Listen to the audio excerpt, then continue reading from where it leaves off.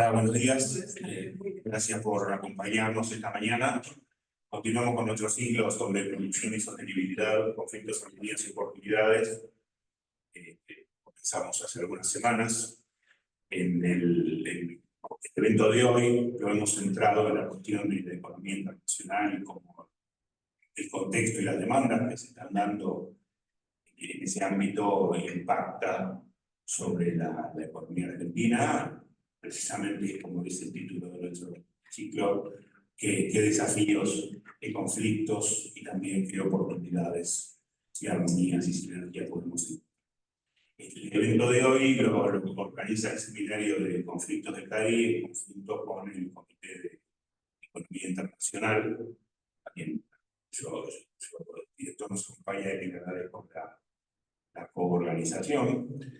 Y tenemos una mesa variada e interesante, donde además de, como decía, además de Marcelo Elizondo, que es director del Comité de Economía Internacional de CADI, que además es el responsable del capítulo local de la Cámara de Comercio Internacional y el coordinador del capítulo del área de América Latina.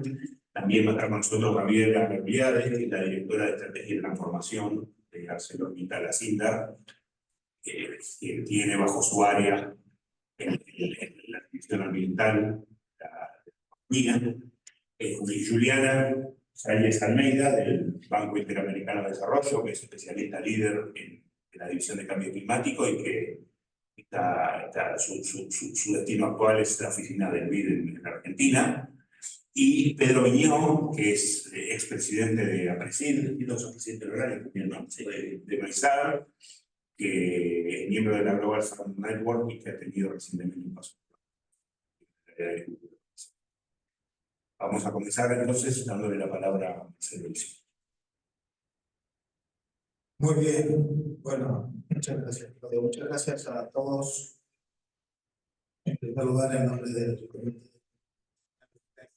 por la posibilidad de compartir esta organización de esta reunión de hoy. Y gracias a los participantes. El título que nos convoca es bien desafiante por las tres palabras claves: conflictos, armonías y oportunidades. Pensaba en ese sentido que la sustentabilidad relativa a la producción está enmarcada en un proceso de cambio simultáneo. Puede describirlo con un cuadrado de 4 lados. Hay 4 grandes cambios que están ocurriendo en el mundo en este momento. En primer lugar, la revolución de la información, que es el más importante, que se vincula con el cambio tecnológico. La revolución tecnológica que está convirtiendo al saber organizado en el principal factor de generación de valor en la economía mundial. Pero, por supuesto que esto no supone que hay una sustitución del conocimiento por todo lo demás, sino que todo lo demás se alinea al conocimiento principal. Cuando digo conocimiento, digo capital intelectual, es la organización del saber. El segundo gran cambio que ocurre en el mundo es precisamente el cambio, la revolución de las biociencias. Y las biociencias nos remiten a la consigna principal que hoy convoca la sustentabilidad. Pero en realidad, la revolución de las biociencias está relacionada con el modo en el cual administramos la naturaleza en general. Impacto, por supuesto, en el tratamiento de los problemas ambientales, pero también en la medicina, también en la alimentación. E incluso, como dice Thomas Friedman, en el modo en el que nos relacionamos entre las personas. Friedman dice ahí, el mundo está impulsado por 3 M's. La primera M es la ley de Moore, la revolución tecnológica. La segunda M es markets, mercados que son globales, y la tercera M dice es Mother Nature, la madre naturaleza. Está cambiando la administración de la madre naturaleza. Pero él dice, cuando cambiamos la administración de la madre naturaleza, no es solamente estamos planteándonos problemas ambientales. La madre naturaleza también son los seres humanos, y cómo nos tratamos entre nosotros, y el respeto a las minorías, y la acción. Por lo que cuando hablo de la revolución de las biociencias, incluyo esta perspectiva más amplia. El tercer cambio que ocurre en el planeta es el de la revolución de las organizaciones, que me parece crítico porque casi es un antecedente de lo que pasa. La revolución de las organizaciones en realidad supone que el mundo está abandonando las organizaciones cerradas, rígidas, ensimismadas, endógenas, y está avanzando hacia organizaciones abiertas, integradas en ecosistemas que tienen por principal virtud la capacidad de ser parte de algo superior. En muchos casos desordenado y bastante caótico, pero que está redefiniendo el modo en el cual nos vinculamos desde el punto de vista de la generación de valor. Las organizaciones están cambiando todas, están cambiando las empresas, están cambiando los sindicatos, están cambiando las escuelas, transformadas por la tecnología, también el modelo de familia tradicional, todas las organizaciones. Y esa apertura, esa flexibilidad, esa horizontalización nos lleva al cuarto cambio, que es el de la política. También la política está en crisis, en particular. La primera reacción que está teniendo la política a nivel global es la geopolítica. Por tanto, ahí hay un cuarto cambio, que es cómo la geopolítica está influyendo, incluso en todos los demás, en la revolución tecnológica, en la revolución de las biociencias, la revolución de las organizaciones. Por lo tanto, el enfoque del tema que nos ocupa, producción y sustentabilidad, tiene una relación múltiple con cada uno de estos planteos. Las empresas están cada vez más relacionadas con su ámbito de acción. Prevalece hoy en el mundo mucho más que el impulso macroeconómico, una revolución microeconómica. Son las propias organizaciones las que desde abajo están generando las principales revoluciones. Si uno mira los grandes hechos del siglo XX, descubrirá que eran todos públicos. Las guerras mundiales, la guerra de Berlín, la Unión Europea, la estrategia de la OMC, eran todos hechos públicos. Para la creación de los organismos multilaterales. Si uno es una lista de los acontecimientos más importantes del siglo XXI, son todos micro. El metaverso, las super apps, los cambios genéticos, el Internet de las cosas. La revolución del mundo es hoy micro. Y dentro de las empresas y las organizaciones están haciendo actores críticos. Y dentro de ese cambio está la vinculación de las empresas con su entorno y con la cuestión de la sustentabilidad. Lo que me parece que es muy importante desde mi perspectiva es entender esta cuestión de la producción y la sustentabilidad como parte de ese conjunto, como parte de ese cuadrado. No está aislado. Tiene que ver con la revolución tecnológica, tiene que ver con la revolución de las organizaciones, tiene que ver con la revolución de la política. Repito algunos ejemplos en la presentación. Yo tengo a mi cargo un rol en la International Chamber.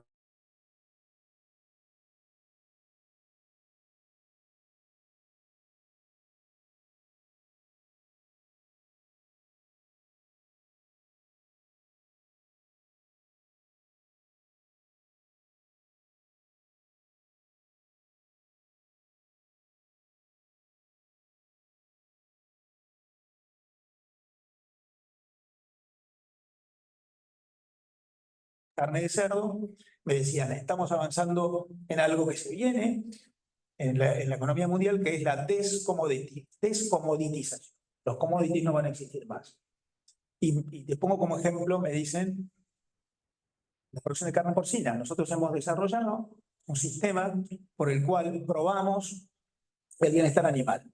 El animal, antes de ser faenado, logra una manera de acreditar el bienestar animal que influye en la calidad de la carne que vendrá después de la faena. ¿Y cómo lo hacemos? La inteligencia artificial ha detectado que a través del último gruñido del cerdo antes de ser faenado, según ese gruñido, la inteligencia artificial califica el bienestar animal previo a la faena y eso genera un diferencial de precio. A nosotros nos pagan distinto según ese encriptado que está en blockchain.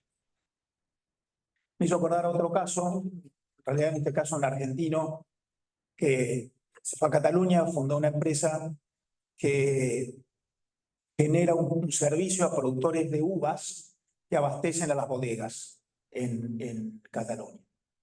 Esas producciones de uvas están sometidas al servicio que esta empresa les presta, que es un servicio diario de monitoreo de las condiciones ambientales en base a las cuales esas uvas están siendo producidas. Topográficas, humedad, ambiente, sol, climáticas. Y estos señores que prestan este servicio tienen un acuerdo con Google, el satélite de Google provee la información, esa información se encripta, y luego, cuando esa partida de uvas es vendida, los productores reciben el precio diferente según la información de cada partida que surge en ese blockchain que está incorporado a través de la provisión del servicio de esta gente vía Google. Y me decían ellos también, en realidad, o por supuesto que seguimos vendiendo uvas, pero en realidad las uvas tienen distintos precios. Lo primero que miran no son las uvas, sino el blockchain con esa información. La mezcla de la revolución tecnológica con la apertura de las organizaciones y la revolución de las biociencias está haciendo incluso que hasta desde lo público haya un desafío, cómo lo público puede acompañar la evolución tecnológica para acreditar. Hace poco tiempo tuve dos experiencias similares en Uruguay. Una muy interesante, un señor productor de lácteos que me decía, estamos llegando al fin de la importancia de la denominación de origen. Ustedes se preocupan de los asuntos públicos, la denominación de origen. Nosotros hacemos quesos. No nos dejan decir que nuestro queso es Roquefort, es queso azul, la denominación de origen. Pues yo he encriptado el proceso y en blockchain certifico que el proceso de producción mío es exactamente igual que el de la zona de Roquefort. Y el mercado me lo paga no tanto por la denominación de origen, el sello oficial me importa poco. Yo hoy acredito a través de vías digitales mis procesos productivos, vale más eso que el sello oficial. Es el fin de la Unión Europea. Bueno, lo que estoy diciendo es cómo probablemente estamos en el proceso que está en ciernes. Claro. Pero cómo la cuestión de la sustentabilidad está directamente vinculado con la apertura de las organizaciones, con la revolución tecnológica y con el impacto en lo público. Finalmente, lo público era el gran generador de certezas a través de los sellos oficiales. Los blockchain está generando una industria nueva, que es la industria de la veracidad. Blockchain vende veracidad y hasta ahora la veracidad te la da o el sello oficial o un escribano. Bueno, ahora la veracidad te la compra el mercado a través de blockchain. Un argentino, dirigente gremial, empresarial argentino, tiene un campo muy grande cerca de Punta del Este. Lo compró hace 30 años, suelo arenoso, para lo único que sirve para forestación. Me dice, cuando lo compré porque me dieron un crédito a 30 años, a 10 años porque era el plazo de maduración de la forestación. Resulta que yo ahora planto árboles y tokenizo. Guardo la información, sigo la trazabilidad, vendo el token antes de vender el árbol, me compran el token, hay un mercado secundario, me financio con eso, obviamente hay una quita, el señor que compra el token es el dueño de la partida, pero el árbol dura 10 años, no se lo lleva hasta dentro de 10 años, pero él a través del token ya comparte la propiedad conmigo, y yo ahí tengo que guardar toda la trazabilidad, todo el fertilizante, poda, todo va ahí adentro. ¿Cómo la cuestión de la sustentabilidad está engarzándose con la revolución tecnológica, con la apertura de las organizaciones y pasa a ser un asunto que trasciende lo público, ya no es solamente un tema de la política? Es más, probablemente, en relación a lo que estabas planteando, la exageración del fin de la Unión Europea, pero yo creo que la Unión Europea está cayendo en la trampa de la sobreregulación y probablemente enamorándose más de los procesos regulativos y certificadores que de la cuestión ambiental en sí. Y hay un problema cuando los instrumentos pasan a ser más importantes que los fines. Probablemente los mercados van a terminar privilegiando en el mediano plazo estas soluciones más que las oficiales y las oficiales no se adaptan y no se adecuan. De hecho, ahí aparece entonces la cuestión de la geopolítica. Claramente hoy la cuestión ambiental es una cuestión geopolítica porque hay modelos diferentes. La Unión Europea tiene un modelo, el modelo asiático es distinto, y la verdad es que cuando vemos a los productores agropecuarios en Francia y en Bélgica y en España protestando, en realidad lo que esa gente está diciendo es quién paga esta fiesta. Los costos de la política ambiental no nos permiten competir globalmente en una economía global. Por lo tanto, hay una discusión mucho más profunda que la cuestión del ambiente. Es una cuestión de quién lo paga. Y Europa está viendo problemas serios de costos. Y lo dicen, yo estuve Yo me metí en una de estas manifestaciones y a hablar con los productores agropecuarios. Muchos están es muy interesante porque algunos van con sus tractores y sus casas rodantes detrás para dormir 3 o 4 noches allí. Y en el fondo lo que los tipos te dicen es, ¿quién paga esto? Yo no puedo competir. Pues resulta que en nombre de la política agropecuaria yo tengo que dejar una porción de tierra sin producir, me quitan el subsidio del gasoil, tengo que cumplir regulaciones costosísimas y después tengo que competir con ustedes en el Mercosur. Entonces la geopolítica también está apareciendo. Entonces, todo esto se me ocurrió cuando veía el título: conflictos, armonías y oportunidades de la cuestión de la producción y sustentabilidad. Me parece que es, por lo menos desde la perspectiva mía, que dirijo el Comité de Economía Internacional, es pertinente hacer un análisis bastante amplio de que la cuestión de la sustentabilidad es mucho más que una cuestión política. Y es más, yo creo que si hay un error de capricho político, probablemente el mercado te lleve puesto rápidamente y te supere como está superando en muchos otros planos. Yo también tengo una actividad académica, dirijo una maestría en el Instituto Tecnológico de Buenos Aires, el ITBA, que es la principal universidad tecnológica. Y hemos hecho un relevamiento hace poco sobre cuál es la principal fuente de formación y educación de los jóvenes. YouTube. Entonces, por más que nosotros nos esforcemos, si nosotros no acertamos, el mercado se va para otro lado. Entonces, me parece que hay que advertir ese cuadrado. El mundo vive 4 cambios: el cambio de la biociencia, que incluye lo ambiental, pero también el cambio de las organizaciones, también el cambio tecnológico y también el cambio político y geopolítico. Y la visión integral que permite jugar con estas 3 palabras, conflictos, armonías y oportunidades, nos lleva a una visión más amplia. Yo creo, y no quiero extenderme para no abusar del tiempo que se me ha concedido, y porque además va a ser más divertido escucharlos a ustedes que decir yo lo que digo, porque lo que digo ya lo sabía de antes. Jorge decía que había llegado a ser lo que fue por lo que había leído, no por lo que había escrito. Por lo tanto, para mí es más divertido acá escuchar que hablar. Pero me parece que como Argentina también nosotros deberíamos, desde la perspectiva del país, asumir un rol en la discusión política internacional desde una perspectiva bien amplia, porque nosotros también podemos ser, y lo estamos haciendo en la International Chamber of Commerce, grandes promotores de nuevos mecanismos de certificación y de acreditación de buenas prácticas. Hoy, en términos de no deforestación, es algo que la Unión Europea nos está pidiendo, se están desarrollando mecanismos tecnológicos fantásticos que no siempre son entendidos por la burocracia, o que no siempre son convenientes para la burocracia, aunque sean entendidos. Yo creo que ahí Argentina puede salir al mundo a, entre comillas, promover y exportar su propia capacidad de desarrollo tecnológico, de certificación y de acreditación de cumplimiento de buenas prácticas. Eso también es trabajar en la sustentabilidad. No es solamente cambiar prácticas productivas, sino mejorar mecanismos de certificación y de acreditación. Pues si no lo hacemos, va a pasar como este señor de los quesos, que me importa muy poco el tema de la denominación de origen. Miran mi proceso productivo, lo tengo encriptado y el mercado me lo paga. ¿Qué importa el sello? Y creo que ahí hay todo un desafío de apertura, porque el mundo hoy está cambiando de una perspectiva sistémica. Vuelvo a Friedman. Friedman dice, Tom Friedman, no es que estamos viviendo una época en la cual están cambiando muchas cosas. Dice, está cambiando una sola cosa, todo. Y esa perspectiva sistémica es la que me parece que exige que el abordaje de producción y sustentabilidad, conflictos, armonías y oportunidades sea un poco más integral y abierto. Bueno, gracias.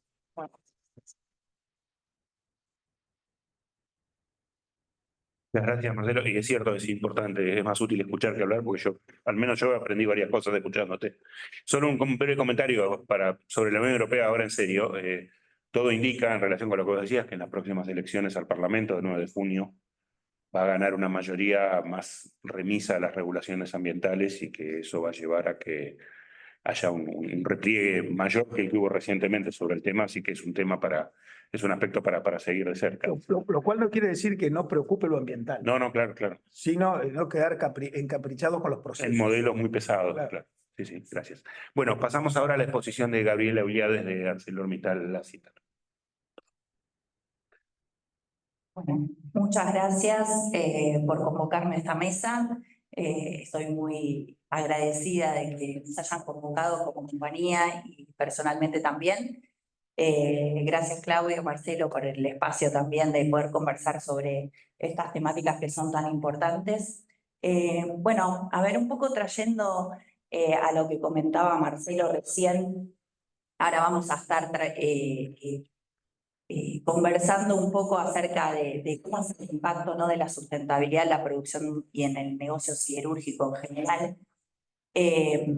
Ahí muchos de los puntos que conversábamos o que decíamos, Marcelo, los vemos, digamos, en los procesos productivos y en el negocio siderúrgico especialmente, porque nosotros somos parte también de una compañía internacional, multinacional, que tiene que cumplir un montón de regulaciones y que a veces vemos también que se pierde el fin en el medio, ¿no? Pero bueno, vamos, si les parece, en la primera filmina, vamos a estar repasando un poco primero sobre cómo es el negocio siderúrgico en el mundo, en Latinoamérica y en Argentina. Para que demos un poco de dimensión, algunos datos que traje acá. La producción mundial de acero, que valga la aclaración, la producción de acero en sí para lo que es sustentabilidad está vista con un montón de ojos hoy, porque es un proceso que de por sí es un proceso que es complejo y es un proceso que impacta, digamos, en el ambiente en el cual se desarrolla. Es una producción que hoy tiene 1.950 toneladas, perdón, millones de toneladas. De estas, para que tengamos una idea, la mitad aproximadamente las tiene China, ¿sí? Que no es un tema menor para lo que va a venir hacia adelante para todo el negocio siderúrgico a nivel mundial. La emisión de CO2 en el mundo es de 1.8 toneladas por tonelada producida de acero crudo, y de eso China es el mayor emisor de CO2 en el mundo, que es 2.1 toneladas de CO2 por tonelada de acero crudo. Lo que respecta a Latinoamérica, nosotros representamos una porción pequeña, digamos, dentro de lo que es la producción de acero, pero que es importante porque tenemos una ventaja respecto al resto del mundo, que nuestras casi 63 millones de toneladas que tenemos de capacidad de producción de acero en América Latina, hoy tiene una emisión de CO2 que es inferior a la media mundial, que es 1.6 toneladas por tonelada de acero producido. Con lo cual ahí tenemos una ventaja competitiva que creemos que es importante, que tenemos que explotarla hacia adelante. En lo que respecta a Argentina, la producción es bastante más chica también, son 5 millones de toneladas que tenemos. Esto es la producción del año 2022, 2023 ha sido seguramente similar, todavía no tenemos los datos consolidados. En 2024 esto está reducido significativamente, ¿no? Pero en lo que tenemos también como ventaja en Argentina y particularmente en el caso nuestro, para ver si lo admita la SIGNAL, es que la emisión de CO2 es de 0.96 toneladas por tonelada de acero crudo. Esto es muy importante también porque nos plantea otra ventaja adicional para poder posicionarnos en el mundo y poder encontrar en las regulaciones, digamos, de la sustentabilidad, en cómo nosotros trabajamos la sustentabilidad, no solo un desafío, sino también una oportunidad, ¿no? Valga también la aclaración que es la industria siderúrgica es una industria que es generadora de empleo, ¿no? También eso propone a todo el ámbito, digamos, empresarial y gubernamental tener en claro que el hecho de que las regulaciones sean lo más lógicas posibles permite, digamos, que el desarrollo siderúrgico se pueda seguir dando y eso pueda seguir brindando otra cosa que es la sustentabilidad, que es también brindar un medio de vida para las personas a lo largo del planeta. Con lo cual, bueno, es un poco para que nos situemos en los datos que tenemos y en cómo después va a seguir el desarrollo de la conversación relacionada con el negocio siderúrgico. Algo adicional de contexto de lo que estamos viendo a nivel mundial y a nivel particular también en Latinoamérica y en Argentina en especial, es cómo están impactando las regulaciones, de lo que hablabas vos, ¿no, Marcelo? Y las presiones de estas regulaciones en los costos. Esto hoy le propone, digamos, a la industria siderúrgica como les decía, por un lado un desafío, porque hay muchas veces que nos perdemos en los medios y nos olvidamos de los fines. No nos olvidamos en realidad, pero sí muchas veces los medios son tan engorrosos y tan difíciles de practicar que después el fin se termina dando, pero quizás se podría haber dado sin necesidad de ese medio tan complejo. Y eso particularmente tiene que ver con las normativas y las regulaciones que estamos viendo hacia adelante, que no implica que necesariamente después el fin se termine cumpliendo en muchos casos, sino que se haga más complejo llegar a producir acero en definitiva. Otro punto que estamos viendo como desafío dentro de la industria es la sobreoferta que hay en el mercado de acero. Hoy, para que, como les comentaba antes, del total de la producción mundial, la mitad de la producción es China, y hoy China tiene una sobrecapacidad. Hoy China no está creciendo a las mismas tasas con las que venía creciendo a lo largo de los últimos 10, 15 años, con lo cual todo ese resto de producción lo está volcando al mundo, y lo está volcando al mundo con estos indicadores que yo les puse antes, ¿no? Con 2.1 de emisión de CO2 en promedio, ¿no? Porque ahí tenés acerías en China que son acerías más limpias, que son las más nuevas, pero también tienen acerías muy viejas, que las emisiones de CO2 son muy superiores, digamos, a este 2.1 en promedio. Y adicionalmente un tema de precio. Y el tema de precio no es un tema menor, porque si las regulaciones que nosotros tenemos que cumplir nos incrementan los costos, por otro lado tenemos un problema si la competencia, que también traías Marcelo para el tema de los agricultores, en el negocio siderúrgico pasa algo similar cuando la competencia no cumple esas regulaciones muchas veces y los costos son significativamente menores. Otro punto es, como desafío, la sostenibilidad y la responsabilidad ambiental. Y esto tiene que ver con que no solo es, digamos, el gobierno el que está pidiendo, sino también hay una necesidad de la sociedad de que los desarrollos y que las industrias tengan otro impacto en el medio en el que se desempeñan, con lo cual para nosotros es también algo, es obviamente un desafío positivo, ¿no? Pero que también le impacta a toda la industria siderúrgica a nivel mundial, porque no solo tenés una regulación gubernamental, sino también un pedido del mercado, de la sociedad en la cual vos te desenvolvés, de que el impacto sea el mejor posible. Y después también los avances tecnológicos, obviamente, como parte de nuestro contexto, que nos van a ayudar seguramente a poder transformar nuestros procesos productivos y poder hacer que el impacto, digamos, del proceso productivo en el medio ambiente sea de la mejor forma posible. Ahí sí pasamos de la filmina. Bueno, y a raíz un poco de este contexto y de estos datos que yo comentaba recién, surge la necesidad de preguntarnos cómo conjugamos estos desafíos con el contexto y cómo los convertimos en una oportunidad. Y ahí nos gusta tener una mirada de que la sustentabilidad para nosotros también es una oportunidad para la producción, porque, como les decía, nosotros tenemos muchos espacios en donde la industria tiene que mejorar para que la visión, digamos, de la sociedad en la cual se desempeña y el resto de la sociedad sea positiva respecto al proceso productivo, que no es un tema.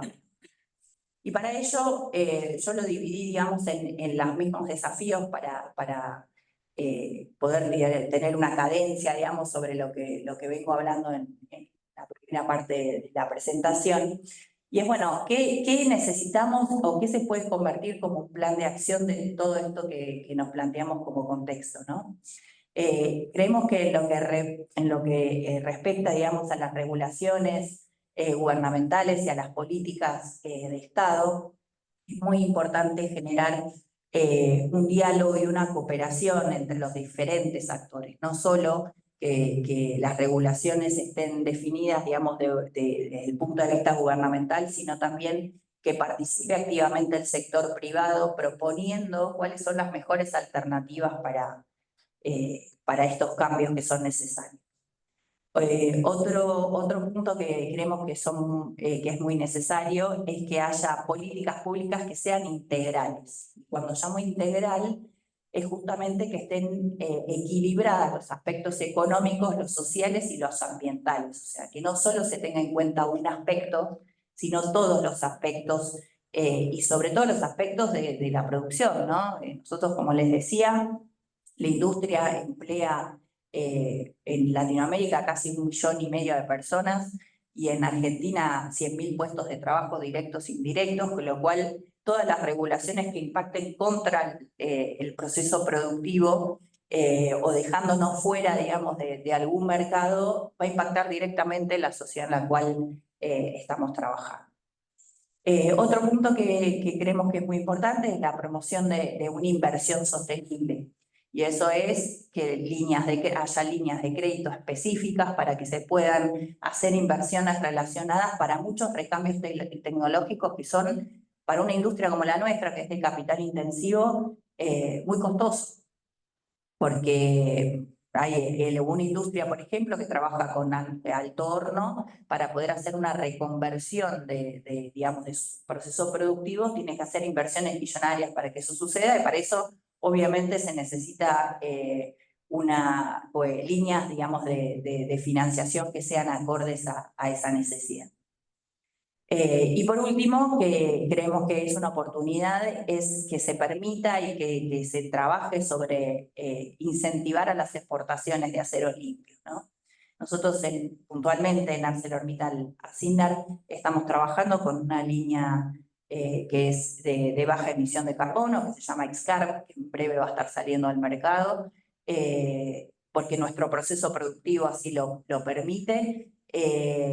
Pero bueno, creemos que también tenemos una oportunidad ahí para que nos ayuden y nos incentiven a poder hacer que exportemos esta línea de aceros limpios, que no todos los países lo tienen y a veces hay una sobredemanda y no hay capacidad para poder cumplir con esa demanda en otros lugares del mundo. Con lo cual creemos que ese también es un punto para poder convertirlo como una acción a trabajar en el futuro cercano, digo.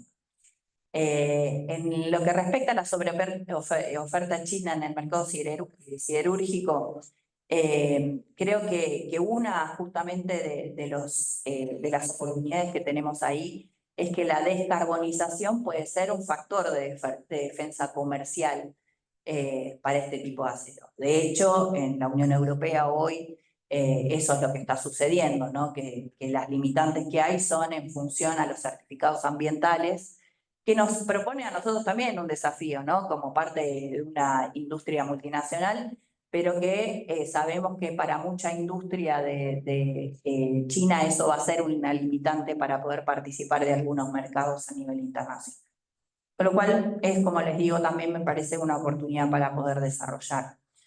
En lo que respecta obviamente a un enfoque de eficiencia de uso de recursos, que me parece que es lo más importante, ¿no? En lo que respecta a lo endógeno de compañías como ArcelorMittal Acindar o cualquier otra siderúrgica en el mercado, nosotros tenemos 3 focos para trabajar que nos va a permitir trabajar en este foco de descarbonización, y es maximizar el consumo de la chatarra.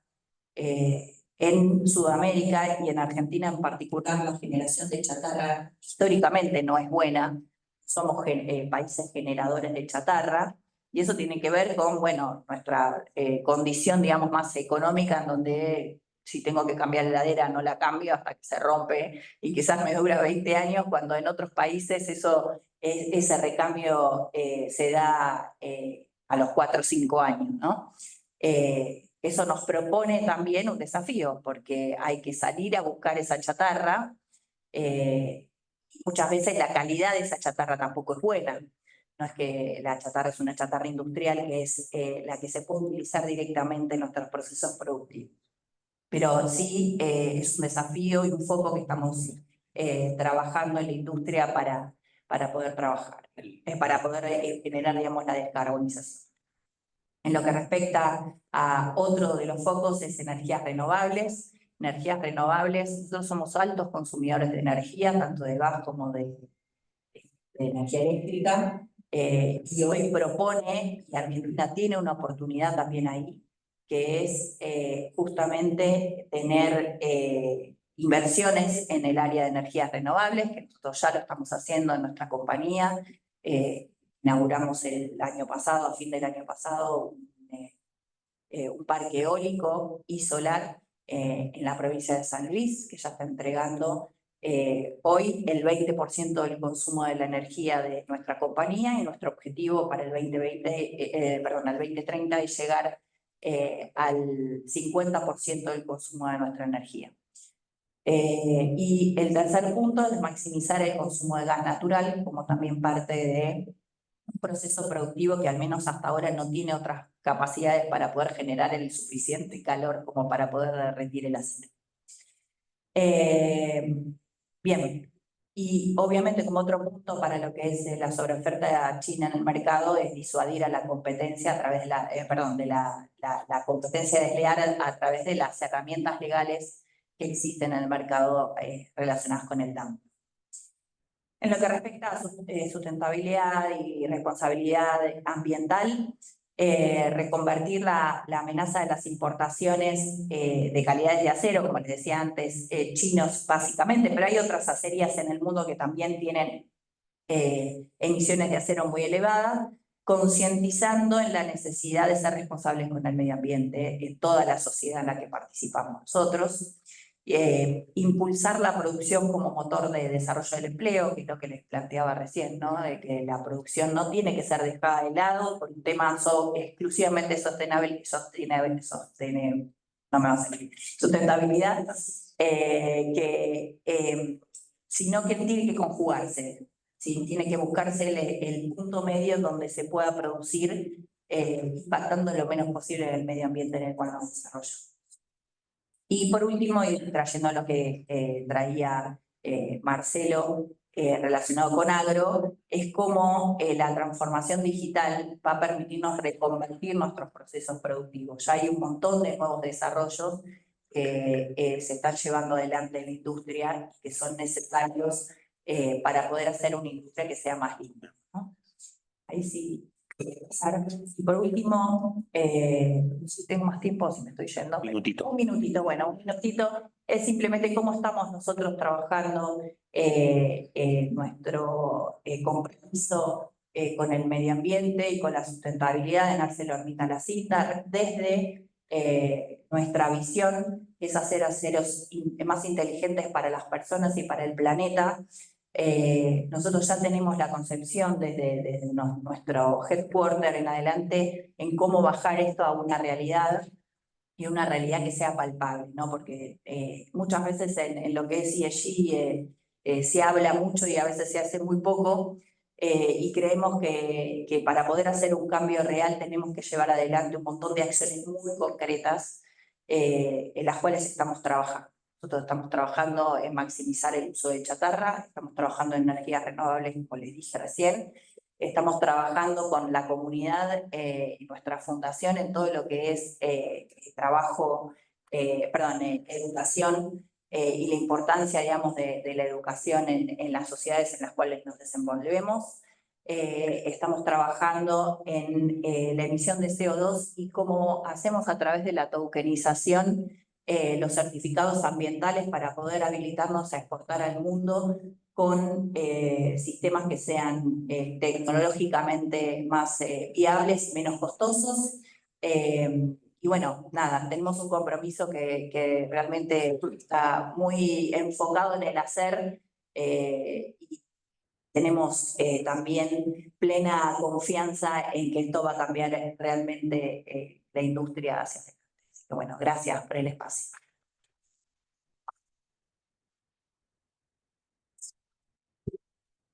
Muchas más gracias, Gabriela, y entre las muchas cosas interesantes que dijiste, Se me ocurre mencionar, pasar dos. Una, interesante que te referiste a distintas cuestiones que hacen todas al concepto del desarrollo sostenible, ¿no? No solamente el ambiental, sino el económico y el social. Y segundo, la cuestión de la competencia y las barreras. Ese es un tema que está creciendo y que promete ser interesante y conflictivo a la vez, ¿no? Porque por un lado tenemos una Organización Mundial de Comercio que está en gran medida castrada o impotente, porque no se completan órganos y porque no hay colaboración en muchos países. Por otro lado, hay que evaluar también la cuestión entre el exceso de oferta o la calidad, pero también con la eficiencia y la baja de costos en la economía, o economías abiertas, y ahí hay un tema interesante para traer. Y otro es que hay muchos signos de que la globalización está en franco retroceso, ¿no? Y que justamente la Economist hace un par de semanas le dedicó su tapa a eso, ¿no? A que cómo estamos entrando en una especie de época de proteccionismo. Si uno ve la campaña electoral estadounidense, parece un concurso de quién es más proteccionista un poco, ¿no? Entre Biden y... No olvidemos que la ley de Biden, la ley de reducción de la inflación, que tiene muchos aspectos ambientales muy destacables, también es una ley sumamente nacionalista y proteccionista en lo económico, ¿no? Lo cual es un tema a tener en cuenta. Bueno, no hablo más, gracias. Pasamos ahora a la exposición de Juliana Salles Almeida. Gracias, Claudio. Un placer estar acá. Les voy a comentar un poco sobre, básicamente, el efecto del cambio climático en la productividad, que hoy vemos como uno de los desafíos más grandes, no solo para crecer, pero para mantener la productividad que hay, ¿verdad? Estamos constantemente viendo lo que está pasando en el mundo. Acá, en los 2 últimos años, sequías históricas, obviamente que derrubaram el sector agropecuario. Ahora estamos viendo inundación. Cambio climático, ¿qué es? Es la agudización de los extremos, ¿verdad? O sea, es más y de mayor intensidad. Es justamente lo que vamos cada vez más ver, más sequía y más inundación. En el caso de Argentina, yo particularmente lo que hago es trabajar con los temas de cambio climático para apoyar a todos los sectores del BID para que las inversiones emitan menos, utilicen más y más tecnología, que como vimos en la primera exposición, justamente es algo que está en constante evolución y para mejor, para ayudarnos a enfrentar a esos aspectos. Y también cómo crear mayor capacidad para mayor resiliencia, ¿no? Porque lo que se viene no es menor. Entonces, en ese estudio abordamos uno de los temas que hoy consideramos uno de los grandes tendones de Aquiles en el tema de la reducción de emisiones, ¿no? Y ustedes, sin salir de... Eso es el caso de casi todos los países, no es solo Argentina, pero si ustedes miran el inventario nacional de gases de efecto invernadero, compara el de 2018 con el último, que es 2020, una de las mayores causas del aumento de las emisiones está asociada a lo que llamamos cambio de uso de suelo, que es un término técnico, pero en otras palabras es la pérdida de la cobertura boscosa. ¿Por qué mantener esa cobertura boscosa es importante? Por todos los servicios ecosistémicos que provee, siendo uno de los más importantes el agua. Sin bosque no hay agua. Entonces, si estamos disminuyendo la cobertura vegetal, la pregunta es, ¿vamos a seguir teniendo agua? Dejo esa pregunta. Pero ahí van a conocer de primera mano ese estudio en que básicamente lo que hicimos fue una compilación de los datos de lo que ha pasado en relación a la pérdida de bosque nativo en el país y cómo ha sido la aplicación de la ley de bosque. Entonces, en ese gráfico a la izquierda pueden ver que después de la implementación de la ley de bosque, que fue en 2007, hubo una caída importante en la deforestación en el país. Sin embargo, vimos un pico grande de desmonte en los años de COVID y ahora empieza a aumentar nuevamente, ¿no? Y esa deforestación está muy concentrada en el Gran Chaco argentino. Ahí en ese mapa pueden ver en los colores más fuertes donde hay mayor incidencia de desmonte. El próximo. El estudio básicamente lo que hacemos es concentrar en las 4 provincias donde se verifica la mayor tasa de desmonte, que es Chaco, Salta, Santiago del Estero y Formosa, ¿no?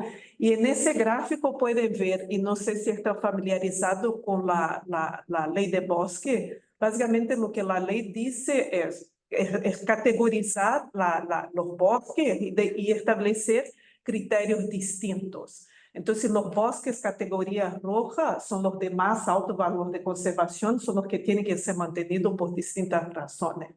Los amarillos también. Entonces, bosque rojo y amarillo no pueden sufrir desmonte. Sin embargo, en el amarillo sí se puede conciliar con otras actividades, como por ejemplo, turismo sostenible. Y no está mal decir que el turismo en Argentina depende 100% de la naturaleza. 100% de turismo en Argentina existe porque Argentina está entre los 10 más países biodiversos del mundo. Argentina es una potencia en biodiversidad, pero es una biodiversidad que cada vez está más y más siendo destruida, siendo fragilizada, ¿verdad? Entonces, hay varios sectores productivos que dependen de la conservación de lo que estamos diciendo acá, y principalmente también el sector agropecuario, que es otro importantísimo para el país. En ese gráfico pueden ver, y qué nos dice el gráfico, ¿no? En el bosque verde sí se puede desmontar, que tiene un menor valor de conservación, pero acá vemos un desmonte importante en los bosques amarillos, que son justamente aquellos donde no debería haber desmonte. Debería haber una conciliación del sector productivo, del turismo, con la manutención de esos bosques. En ese slide, básicamente, son las grandes causas del desmonte. Por un lado, en esa parte morada o rosa, está lo que es el sector agrícola y ganadero expansivo tradicional, y el azul, el uso silvopastoril, y el amarillo, incendio.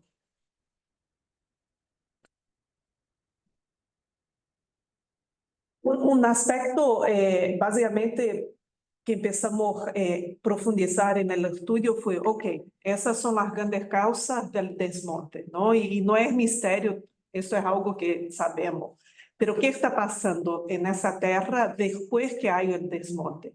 Entonces, vemos, lo que estamos viendo es básicamente una migración importante de la región pampeana, de las áreas de cultivo, áreas de siembra, áreas de ganadería, de pastizales hacia el Gran Chaco. Obviamente son décadas y décadas que básicamente en Argentina se ha concentrado mucho en la región de pampeana, y ahora empieza a sufrir ese proceso de migración. Y mucho asociado justamente lo irónico es justamente el tema del cambio climático también, la salinización de los suelos, las sequías que uno ve más y más en esa región pampeana. Eso hace con que obviamente empiecen a migrar a una región que hoy por hoy, de toda forma, llueve más. Pero la pregunta es, ¿llueve porque tenemos ese tipo de constitución? Si perdemos esa capa de protección, esa capa vegetal, ¿seguirá lloviendo o va a pasar lo mismo que hoy ya vemos en otras partes del país, ¿no? Entonces, en ese gráfico pueden ver básicamente en esas 4 provincias que fueron analizadas en detalle el aumento de la superficie de siembra. También vimos para el caso del sector ganadero también, como ha migrado de cierta forma hacia el Gran Chaco las grandes producciones, ¿no? Básicamente el stock de ganado en el Gran Chaco ha aumentado considerablemente en los últimos años. Ahora, la última parte del estudio básicamente mira el efecto de desmonte en el aumento de las emisiones, y también un tema extremadamente importante es el tema de la comercial. ¿no? Estábamos hablando justamente de la normativa europea, pero eso es una tendencia a nivel mundial. En Estados Unidos está en el Congreso también una normativa semejante, porque uno se pregunta como consumidor, y el consumidor cada vez es más exigente en relación al producto que consume, al producto que compra. O sea, el consumidor quiere saber ese producto de dónde viene y qué impacto ambiental ha generado, ¿no? Entonces, lo que vemos que en el corto plazo, en eso, básicamente, antes de decir eso, en esos dos gráficos, lo que puede ver es el aumento de las exportaciones de esas 4 provincias del Gran Chaco, y ahí pueden ver que ha habido, ¿no? Y viene aumentando a lo largo de los últimos años las exportaciones agropecuarias del Gran Chaco. Sin embargo, esas exportaciones están muy concentradas, el destino de las exportaciones está muy concentrado en los países asiáticos, principalmente China y los países que congrega el ASEAN. Entonces, en el corto plazo, la normativa europea no va a impactar de una forma grande, porque la mayor parte del destino de exportación de la región donde está habiendo el desmonte es el Gran Chaco. Sin embargo, considerando que otros países también están discutiendo ya internamente la misma situación y considerando también que la propia normativa europea se va a rever para atacar otros sistemas, es importante, es clave que el sector agropecuario empiece a trabajar en esos temas, ¿no?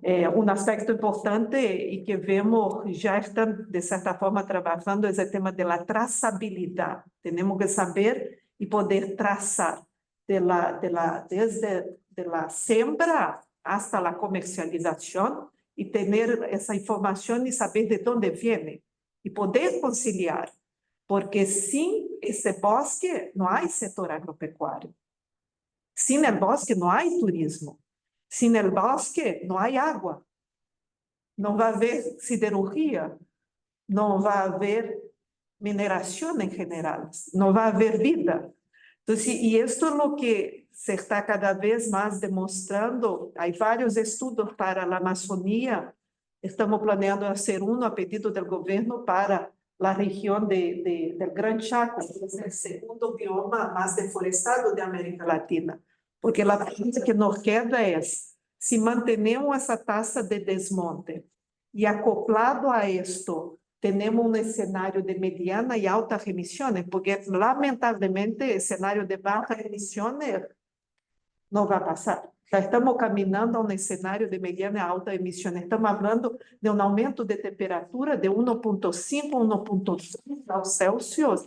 Parece poco, 1.5. Eso es tremendo para el sector agropecuario, eso es tremendo para el sector productivo a escala mundial. Y la pregunta es, ¿cuál sector va a sobrevivir a esto? ¿Cómo vamos a sobrevivir? La pregunta que queda es cómo sobrevivimos sin agua. Ya estamos viendo lo que causa el estrés hídrico, 20% de caída de la productividad del sector agro. Argentina vive del sector agro y del turismo, que son los dos sectores más impactados por el cambio climático. Entonces, un poco y ahí termino, no voy a entrar en detalle, en el estudio que está para salir y después también el CARI puede enviarles el link, tienen toda la información detallada, apuntamos un poco los aspectos importantes que merecen la pena ser reforzados en la ley de bosque, en la legislación nacional, pero más que legislación, porque legislación ya tenemos, es el cumplimiento. ¿Se cumple o no se cumple? Claramente los números te indican la respuesta. Entonces, ese es el gran desafío que vemos, ¿no? Y la pregunta que queda es si estamos listos como sociedad y si el sector productivo está listo para enfrentar lo que se viene con ese aumento de temperatura que estamos viendo y de agudización de los eventos extremos. Pero no quiero terminar mi presentación poniendo solo como decimos en inglés, un wake-up call, una tonada negativa. Yo quiero también hablar de algo positivo, porque eso representa también una oportunidad de oro para una región que América Latina tiene 50% de la biodiversidad del mundo. Como les había dicho, Argentina está entre los 10 países más biodiversos del mundo. Eso todo es una oportunidad. Mientras tengamos esos ecosistemas, eso significa una oportunidad, porque los mercados y el consumidor quieren productos más sostenibles. Entonces, nosotros tenemos la chance de dar esos productos sostenibles si realmente tenemos un sistema de producción que tome en cuenta esto. En el momento que esa biodiversidad se va, no tenemos más la moneda de cambio para las discusiones en el mundo internacional. El mundo, los recursos entran y los donantes y nosotros como una institución financiera ponemos más plata y estamos cada vez mirando a los gobiernos y a las empresas que hacen bien que producen bien sus productos. El banco hoy, para que tenga una idea, tiene una meta, eso ya viene de más de 10 años, de 30% de lo que financiamos en todos los países. Tiene que ir para mitigación y adaptación, ayudar a los países a adaptarse, porque lo que se viene es muy feo y muy difícil realmente. Y mitigar, reducir emisiones, pues todos nosotros tenemos un rol en esto. Y no es cierto decir que porque América Latina contribuye con una porción muy ínfima, 1% de las emisiones en el mundo, no debemos hacer, o sea, debemos parar. No, ¿sabes qué? No hacemos nada. Nuestra matriz energética, la verdad que la mayor parte es hidro, entonces quedamos, no. Nuestra gran contribución no es por el tema de las emisiones, porque la matriz energética en general, en promedio, es limpia, pero nosotros tenemos el compromiso en relación a los sumideros de carbono. Nuestro rol, nuestro principal aporte en esas discusiones no está por la parte de energía o transporte, que son muy importantes, pero sino que por la parte de la manutención de los sumideros de carbono, que son los bosques, que son los ecosistemas, los humedales. Son todos los ecosistemas. Acá estoy hablando de bosque por la presentación, pero todos los ecosistemas tienen una capacidad de absorción vital. Ahora, somos una potencia agropecuaria, somos una potencia de turismo de naturaleza. ¿Y es posible conciliar el sector agropecuario? Sí, es posible. Y vemos ya algunas oportunidades, varias empresas ya poniéndose las pilas, juntándose para dar ese salto transformacional, y son las que realmente se van a mantener en el mercado en la siguiente década, ¿no? Entonces, por ejemplo, en el caso argentino, tenemos ya la iniciativa VISEC, que se montaron varias empresas grandes, varias potencias en el sector agropecuario, justamente para empezar a montar un sistema de trazabilidad. Tenemos, por ejemplo, las iniciativas de la Bolsa de Rosario, la Bolsa de Santa Fe, que está trabajando con cadenas de bajo carbono. Entonces, oportunidad hay, y hoy tenemos una moneda para poner en la mesa, tenemos una moneda que vale oro, vale diamante, que son nuestros ecosistemas. Si llegamos a una situación que no tenemos más, ¿con qué vamos a negociar con los importadores? Muchas gracias.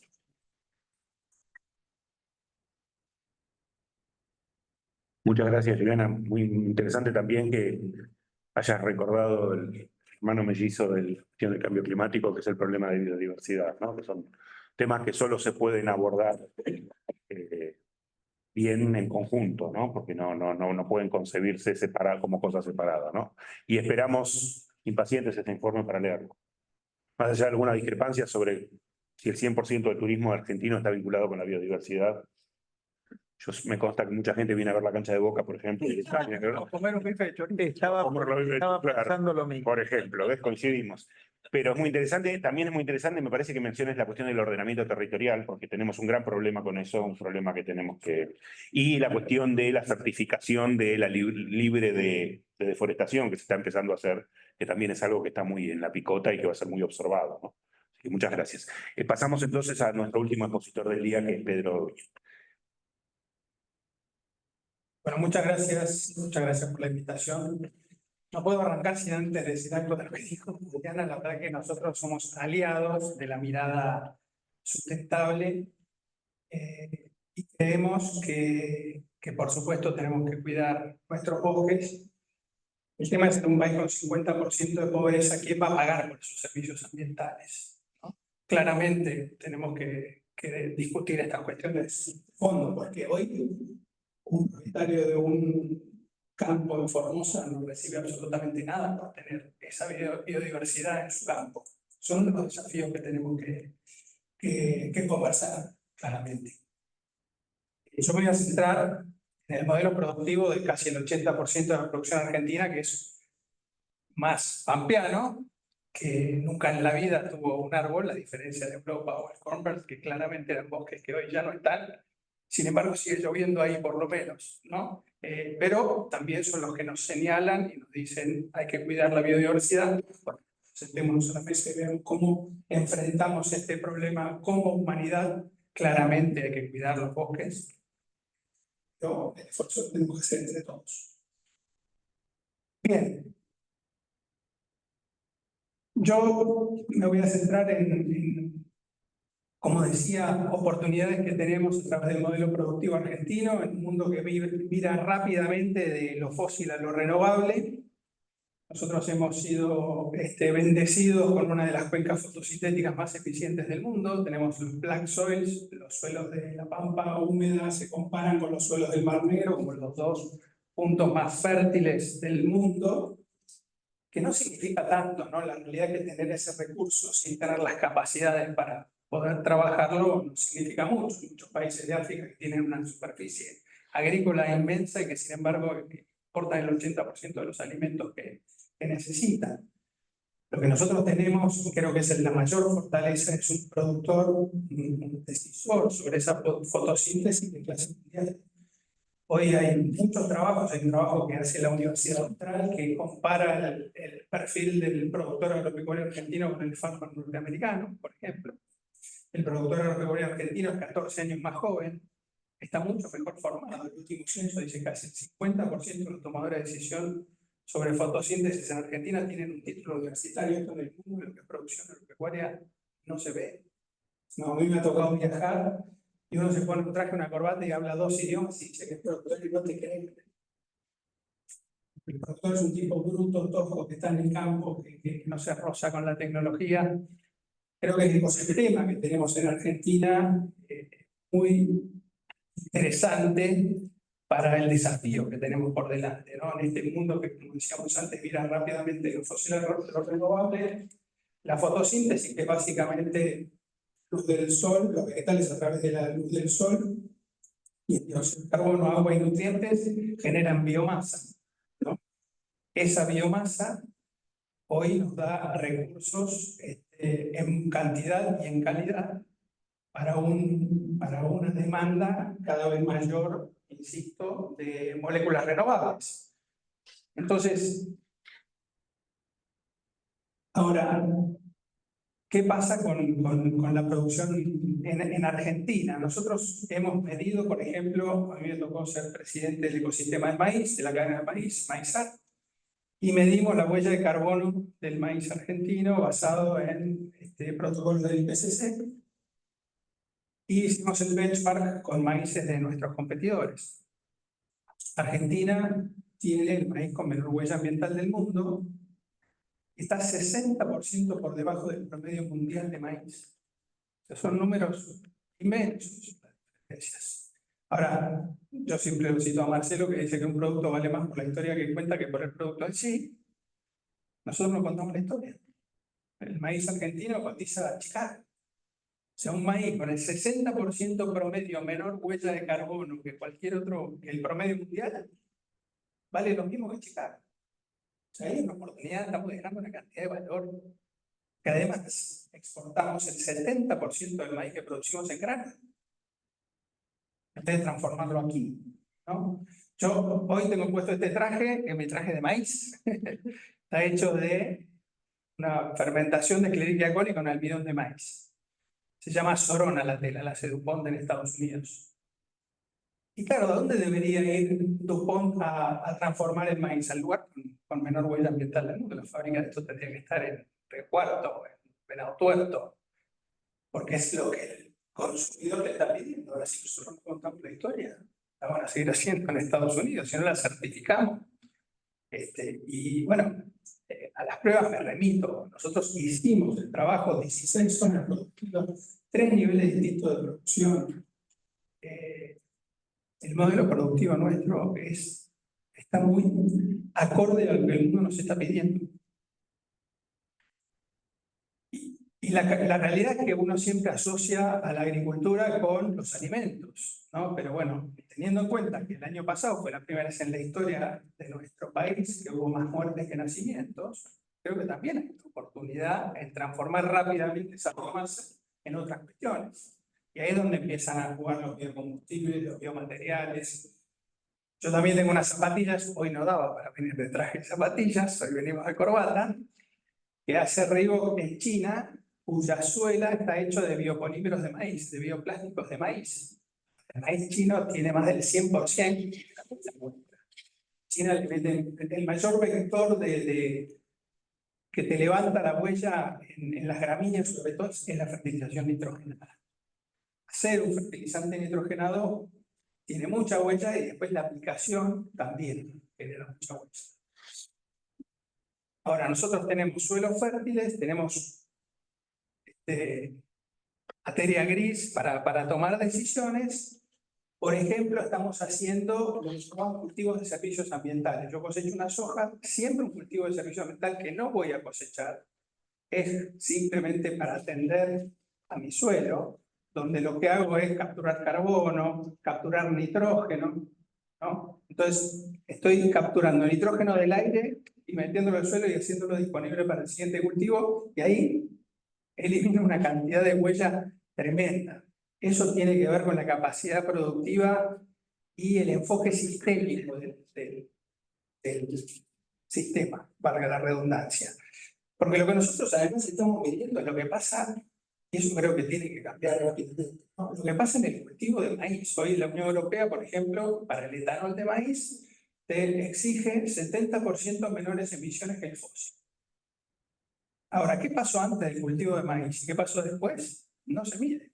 Si yo antes tuve un cultivo de servicio, lo que vas a medir en definitiva es la cantidad menos de fertilizante que le pusiste a ese cultivo, pero todo el activo que uno generó antes no entra en la cuenta. Por eso nosotros en APRESID, por ejemplo, hacemos una certificación de todo el predio, todos los procesos productivos en 3 años, no en un cultivo. Eso tiene que ver con la salud del suelo. Cuando uno se mete en lo complejo que es el suelo y lo poco que sabemos, ¿no? Me gusta siempre hablar de algo que es muy gráfico. En una cucharadita de suelo, en un gramo de suelo, hay 10.000 millones de seres vivos. En un gramo de suelo. Hay más seres vivos que personas en el mundo. Hasta 400.000 especies distintas puede haber en una cucharadita de té. Esa es la complejidad en la biodiversidad de la que hablamos. Y nuestros sistemas productivos, base siembra directa, que básicamente la diferencia es que no dan vuelta el pan de tierra, por lo tanto no oxigenan la materia orgánica y la destrozan, tienen una biodiversidad totalmente distinta a los suelos de la agricultura que se hacen en el 80% de la agricultura del mundo, que se sigue haciendo a la vieja usanza labrando la tierra. Europa, mucho de Estados Unidos, ahora creciendo fuertemente Europa, de hecho ahora plantea la necesidad de virar rápidamente a siembra directa, pero Francia tiene 3-4% de siembra directa. Nosotros estamos cerca del 90%. Y es una historia que no estamos contando. Entonces son oportunidades inmensas que creo que tenemos que certificar. Pero bueno, como hablábamos antes, tenemos que saber qué queremos como país, a dónde queremos ir, ¿no? Puedo nombrar una cantidad inmensa de nuevos usos de la biomasa, ¿no? Yo hace 2 o 3 años le hice a mi mujer un taller que hace cerámica y utilicé placas de paja de trigo prensada en vez del durlo. Y eso se transforma en construcción carbono positiva. Pues yo estoy capturando carbono con el trigo y la estoy usando en una construcción que además es térmico, es muy térmico. Entonces, lo que significa la energía, uno de los mayores gastos de energía que hay en el mundo es la climatización, ¿no? Frío y calor. Bueno, si nosotros ponemos materiales biológicos en la construcción que nos permitan bajar considerablemente la energía que necesitamos para climatizar. En los países nórdicos se utiliza este material, países nórdicos, en invierno. ¿Saben con qué calefacción las aulas de las escuelas que hacen esto? Con el cuerpo de los alumnos. Cada uno de 150 watts. Y mantiene el calor del cuerpo de los alumnos. Fíjense lo térmico que es este material. Bueno, creo que paja de trigo en Argentina abunda. Y sabemos lo que sale una garrafa, lo que le cuesta a la gente humilde calefaccionar en invierno. Imagínense si tuviésemos un proyecto de país, las cosas que podemos hacer, si verdaderamente enfrentamos y aprovechamos las oportunidades que tenemos. Vos hablabas, Marcelo, de la tecnología y cómo cambia, ¿no? Con este ejemplo que dabas. Hoy, por ejemplo, hay, a través del mejoramiento genético, se está produciendo la proteína de cerdo, de la carne de cerdo de soja. Y es una empresa argentina que la está haciendo, se llama Mule, uno de los paladines del CEO. Estamos produciendo proteína de cerdo a través de la fotosíntesis. Por eso seguro vamos a la descomoditización de la agricultura. Hoy Bioceres, por ejemplo, hace la quimosina, que es el suero, el cuajo para hacer yogur y quesos. Lo hace a través de un gen que le agrega el cártamo y con 2000 hectáreas de cártamo genera toda la quimosina para toda América. Vamos sin duda a la descomoditización de los commodities y a las moléculas tailor-made. O sea, va a venir un proveedor que se va a poner de acuerdo con una de las grandes empresas de investigación y desarrollo genética y va a decir, yo necesito una molécula así. Y va a tener un contacto con un productor, que eso ya está sucediendo. Hay gente que está produciendo la quimosina. No es que es el futuro, eso es hoy. Y avanzamos rápidamente a eso, ¿no? Por supuesto que tenemos un montón de problemas en Argentina que también hay que ponerlos arriba de la mesa. No pagamos propiedad intelectual genética, en la era del conocimiento, una cosa increíble y que no se entiende. Nos falta crédito. Bueno, la brecha cambiaria de los derechos de exportación podría nombrar una cantidad de trabas que tenemos para desarrollar algo que en definitiva generaría desarrollo federal. Si hay algo que tenemos que tener claro es que la biomasa no viaja bien, hay que transformarla lo más cerca posible de donde se produce el fotosíntesis. Por eso esos modelos de megas fábricas al lado de los puertos cambian considerablemente. Vamos a fábricas chicas o medianas lo más cerca posible de la fotosíntesis y después por ahí se aglutinan en algún otro punto, pero nunca muy lejos, porque si no agregamos huellas de carbono. Entonces, de vuelta, una oportunidad increíble. El tema me parece también de este mito de que el agro no genera empleo, ¿no? Hay trabajos hechos de cada quick de una empresa agropecuaria está asociado con 400 o 500 quicks. Lo que pasa es que, claro, uno va a una hectárea de trigo, una hectárea y no ve gente trabajando.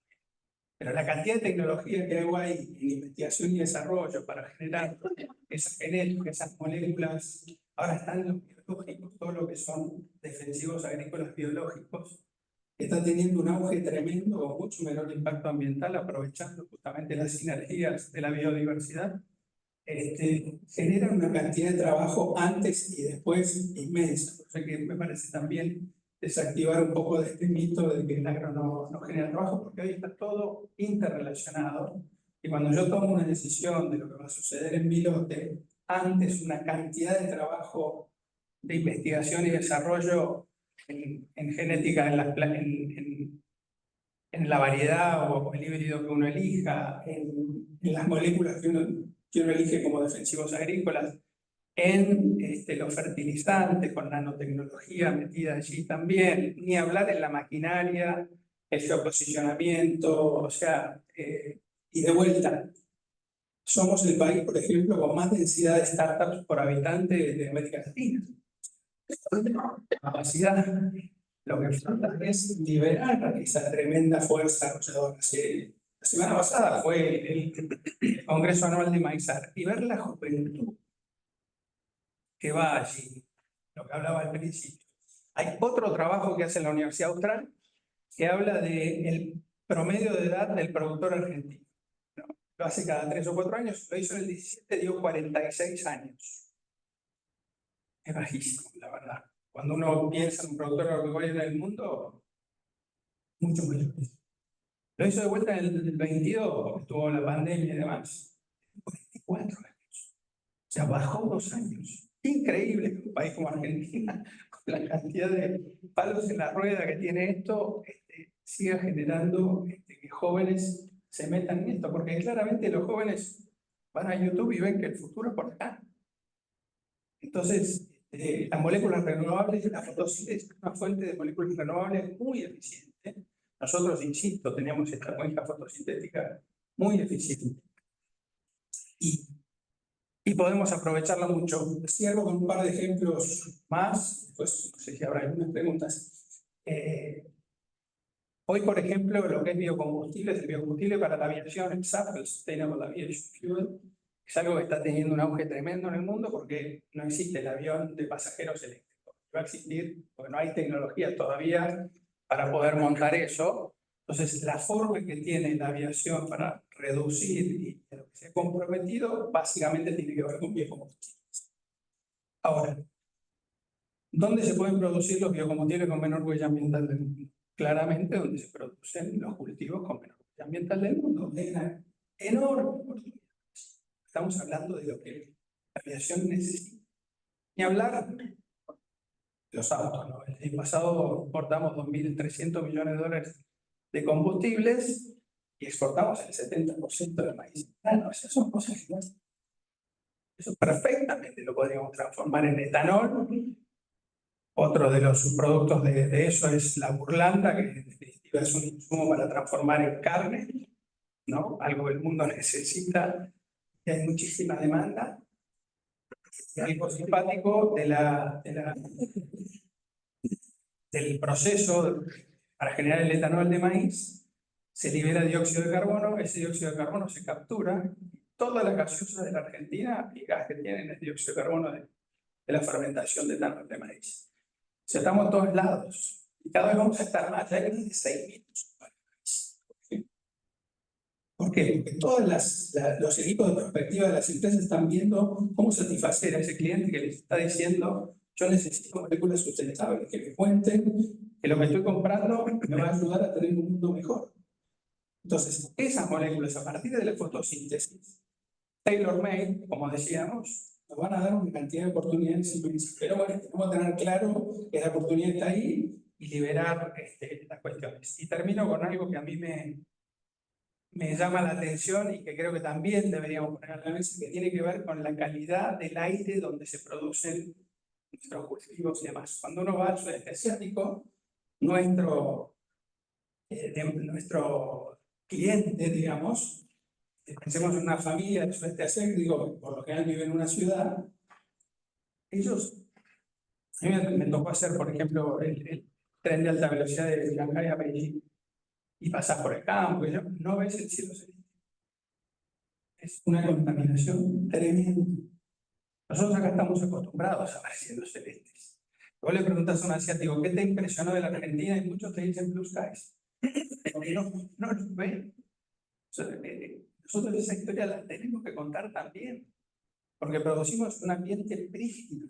Hay un mapa que se llama Air Quality Index Map, que tiene online centenas de miles de estaciones meteorológicas que miden el particulado del aire, o sea, la contaminación del aire online. Uno entra ahí, sudeste asiático, muchas de las zonas europeas tienen muchos problemas de aire contaminado, ¿no? Nosotros encima tenemos una llanura y poco industrializada. Por lo tanto, el nuestro es todo verde. Las pocas que hay, porque en relación a otros lugares del mundo hay muy poca densidad de estaciones meteorológicas, pero en otros lugares es tremenda la diferencia de lo que es la calidad del aire donde se producen estas moléculas.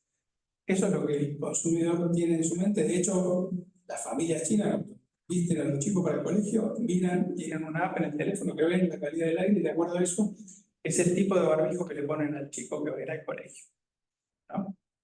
Ya ha habido el año pasado 2 o 3 días que se suspendieron las clases justamente por contaminación del aire. Esta es una realidad que nosotros estamos totalmente ajenos, pero si le queremos vender a ellos, lo tenemos. Gracias.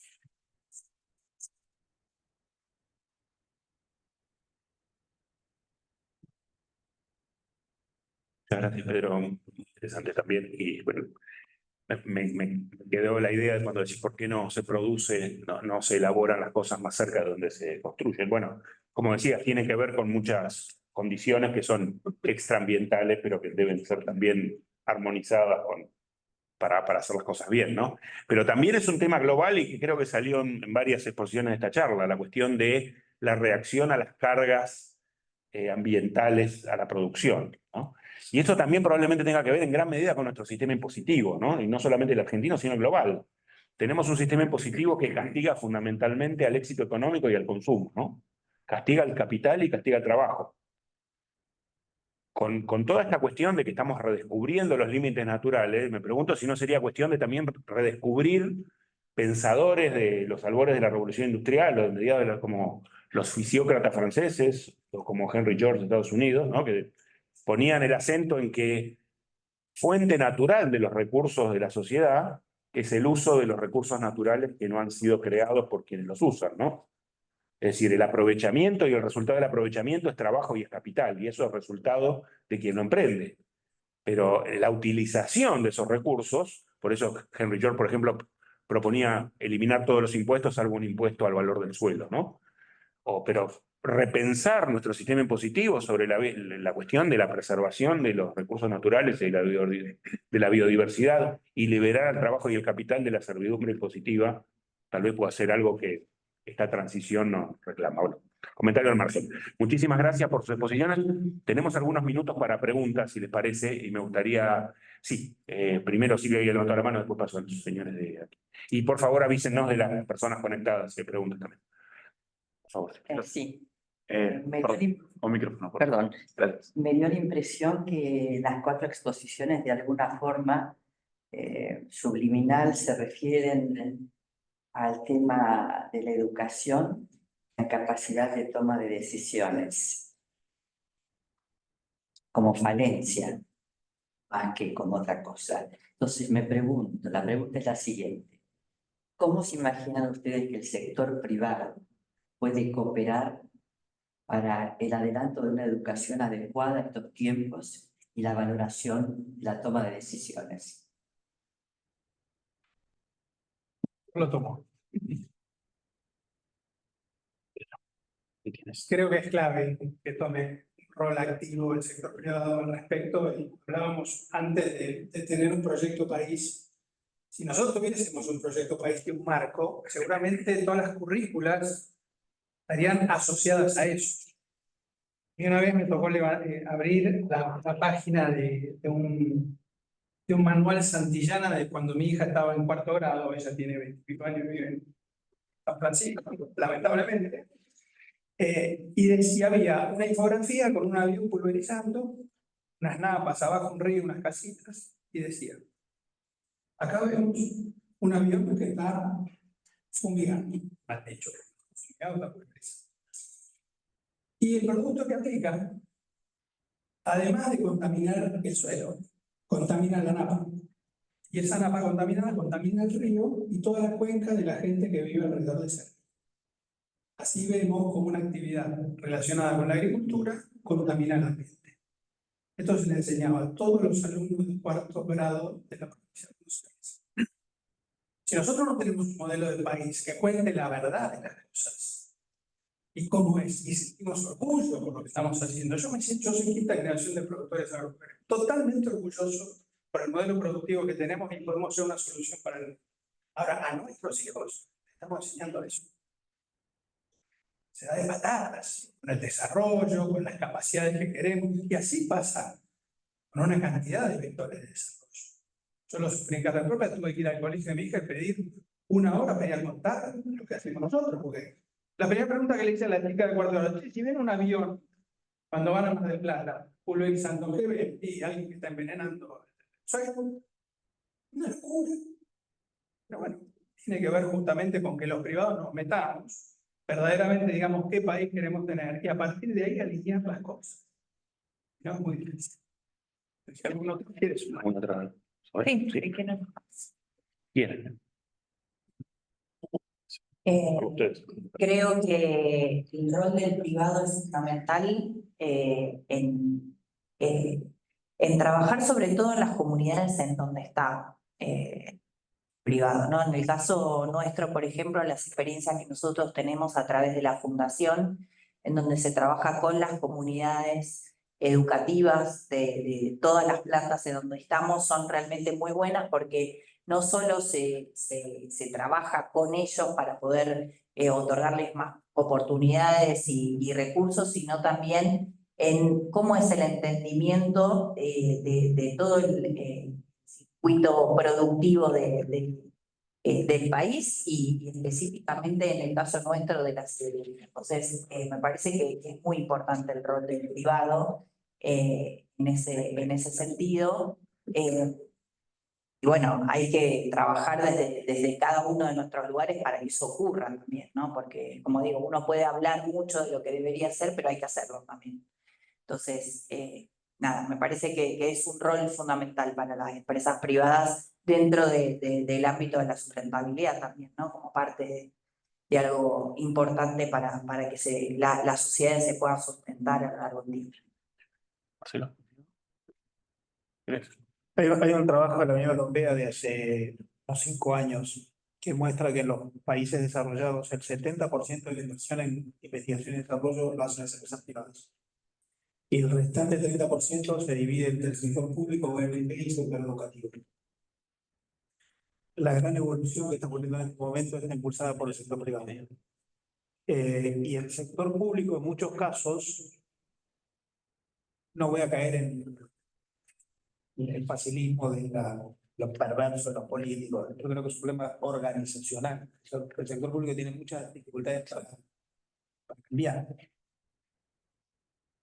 En la International Chamber of Commerce en la que estoy, estamos impulsando a nivel global una iniciativa que se llama Digital Standards Initiative, que invita a los gobiernos a aplicar una ley modelo de las Naciones Unidas, la ley modelo CITRAL, que prevé la digitalización de todos los instrumentos públicos para el comercio internacional. Que no haya más papeles. Hoy está todo digitalizado en lo privado, el e-commerce, pero los contratos siguen intercambiándose en papel. Y el sector público ya resiste. Hoy el sector privado está liderando. Probablemente el sector privado no lideró inicialmente. Lo público tiene un rol inicial de cambiar los paradigmas, de regular y de plantear objetivos. Pero en lo instrumental, después el sector privado suele entender más rápido. Y algo que se dijo por acá, no me acuerdo quién fue que lo dijo, algo que está ocurriendo hoy es que el propio consumidor está teniendo a ser más exigente. El consumidor le exige más al sector privado que al sector público, porque lo tiene inmediatamente. El consumidor, sobre todo en los mercados más exigentes, está midiendo.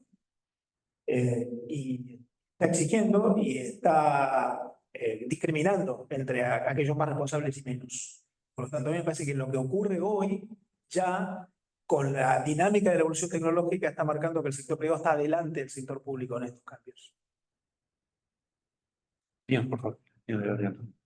Sí, gracias. 3 preguntas muy puntuales. El tema ambiental, el banco, ¿ustedes cómo ven el tema de tecnologías verdes? Es decir, porque una de las cuestiones, el leverage más importante para precisamente tener sustentabilidad ambiental tiene que ver con el acceso a una cierta tecnología. Entonces, ¿qué capacidad creen ustedes que puede haber a partir de instituciones financieras de brindar determinados instrumentos financieros que hagan y den un leverage a aquellos que no tienen todavía las tecnologías?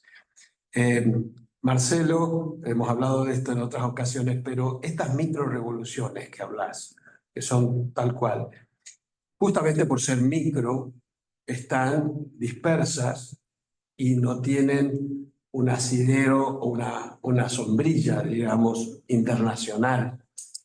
Inteligencia artificial creo que es lo más obvio, porque estamos viendo cosas maravillosas como las que mencionabas de los cerdos, pero estamos viendo cosas horribles como armas letales autónomas con inteligencia artificial. Entonces, ¿cómo ves vos, siendo que el 70% de la inversión y desarrollo viene del sector privado, cómo ves vos esa sombrilla internacional para amparar que estas microrevoluciones no se desmadren o sirvan para el bien y no para el mal? Y la última, no puedo más que coincidir, la necesidad imperiosa, urgente de contar cómo producimos en la Argentina. Creo que lo tuyo es un mensaje que debería ser viralizado. A mí en lo personal me ha tocado sufrir la falta de capacidad de poder contar lo que hacemos, sobre todo en la cuestión agrícola, por supuesto, tanto a nivel bilateral como multilateral. Y creo que el sector privado tiene que nutrirnos para construir esa narrativa, no hacerla solamente desde el Estado. Tiene que ser una mesa como esta, con la ciencia, con el productor, con el administrador, con el gobierno, y tener ese relato en 200 idiomas que se viralice. Y creo que nos podrían ayudar mucho en la presión. Gracias.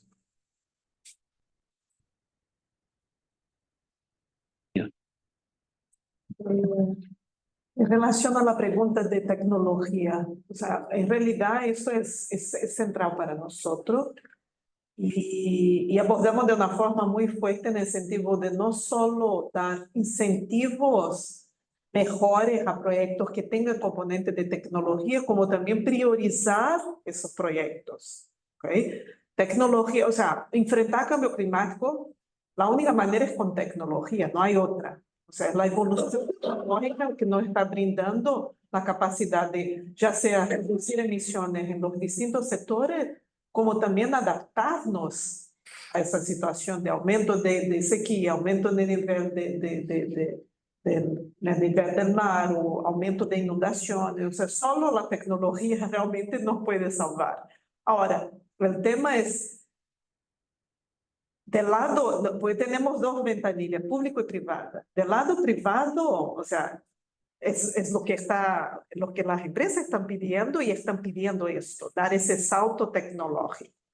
Del lado público, obviamente vemos que el sector público en general está más rezagado, más resistente. O sea, quien da el salto es el sector privado y el sector público va atrás. De una manera tardía, de una manera muchas veces no tan veloz. Nosotros de nuestro lado lo que podemos hacer y estamos haciendo es fomentar esto con incentivo financiero para que den ese salto, o sea, traer experiencias internacionales, mostrar lo que los demás países están haciendo. No queda otra. Y realmente los países que están saliendo adelante son los países que realmente están poniendo eso en el frente.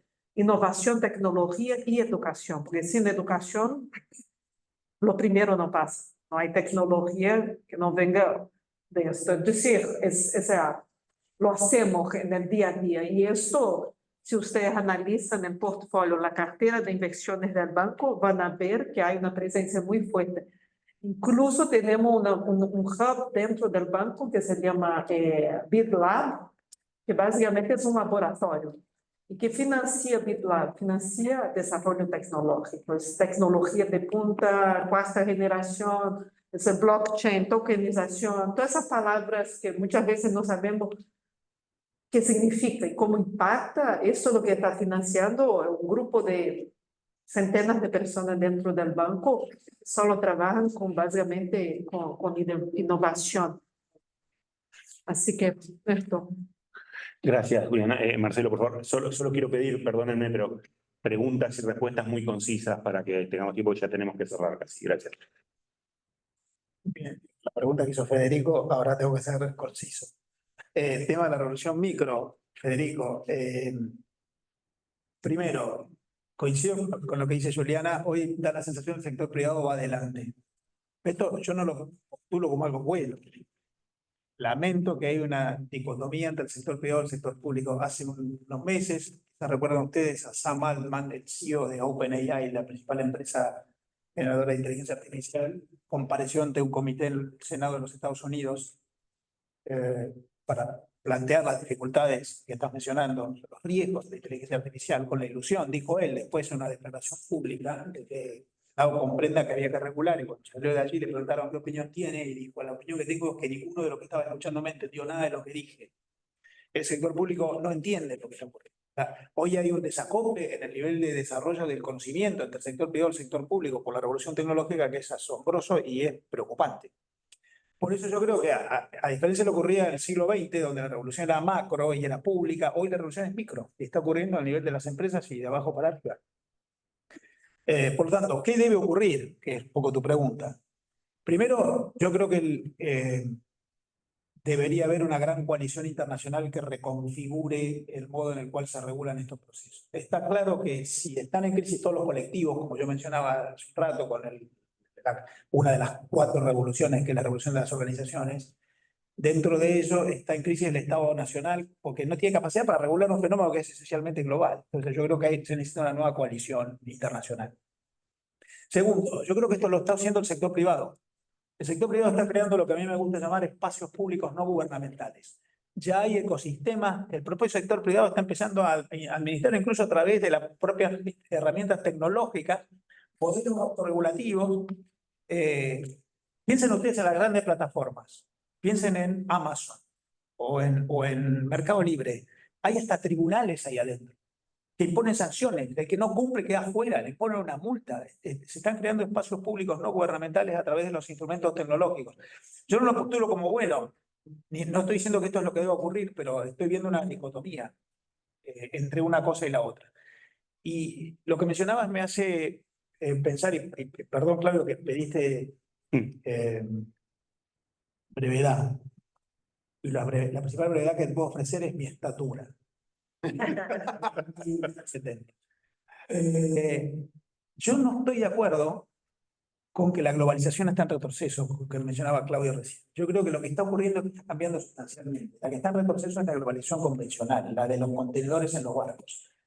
Pero si nosotros vemos el intercambio de intangibles que hay a raíz de la revolución tecnológica en el mundo, que básicamente genera valor desde la generación de capital intelectual, que no estamos midiendo, porque mucho de esto que ocurre, que genera valor internacional, no lo estamos midiendo.